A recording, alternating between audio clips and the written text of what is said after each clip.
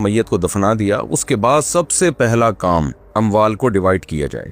ہمارے ہاں جہالت یہ ہے کہ مائیں رونا پیٹنا شروع کر دیتی ہیں کہ ابھی تو تمہارے باپ کا کفن میلا نہیں ہوا اور تم نے اس کے مال ادھیڑنا شروع کر دیا ہے۔ وراثت میں سب سے پہلے تو شریعت کا حکم یہ ہے کہ مما قل منہ او کثر، یہ الفاظ ہیں سورہ النساء کے، کہ تھوڑا مال ہو یا زیادہ مال ہو، سب کے سب کو وراثت میں تم نے تقسیم کرنا ہے۔ للرجال نصیب مما اکتسبوا وللنساء نصیب مما اکتسبن۔ تو پہلی بات تو یہ ہمارے یہاں اکثر وراثت میں ایسا ہوتا ہے کہ چھوٹی موٹی چیزوں کو تو لفٹ ہی نہیں کرائی جاتی، کوئی کچھ اٹھا کے لے گیا، کوئی کچھ اٹھا کے لے گیا۔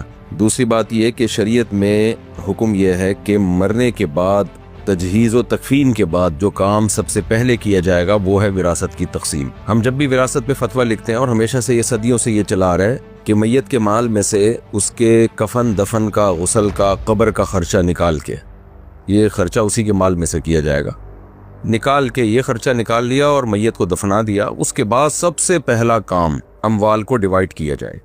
ہمارے ہاں جہالت یہ ہے کہ مائیں رونا پیٹنا شروع کر دیتی ہیں کہ ابھی تو تمہارے باپ کا کفن میلا نہیں ہوا اور تم نے اس کے مال ادھیڑنا شروع کر دیا ہے۔ لوگ باتیں بنانا شروع کر دیتے ہیں کہ دیکھو کیسے کمبخت لوگ ہیں، باپ کی ابھی مرنے کا انتظار کر رہے تھے اور چیل کووں کی طرح اس کے وراثت پہ ٹوٹنے پہ پڑ گئے۔ تو یہ سب جاہلانہ باتیں ہیں، تو یہ بہت بڑا جرم ہے۔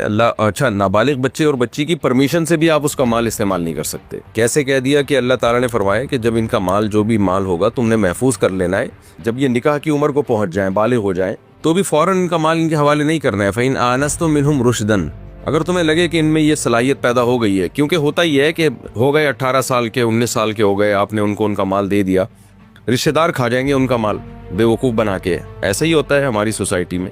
فار ایگزامپل 1 کروڑ کی کوئی دکان آ گئی، تو آپ کا کیا خیال ہے؟ سارے ریلیٹیو رشتہ دار جمع ہو جاتے ہیں کہ ہمیں دو، ہم آپ کو ڈبل کر کے دے دیں گے، تو بے وقوفی میں اپنا مال اٹھا کے ان کو دے دیتے ہیں۔ اس لیے قرآن نے کہا بالغ ہوتے ہی ان کے حوالے نہ کرو، بلکہ فَإِنْ آنَسْتُم مِّنْهُمْ رُشْدًا، جب تمہیں اندازہ ہو جائے کہ یہ سوسائٹی کو سمجھنے لگے ہیں، پیسے کا استعمال ان کو آ گیا ہے، فَادْفَعُوا إِلَيْهِمْ أَمْوَالَهُمْ، تو پھر ان کا مال ان کو دے دو۔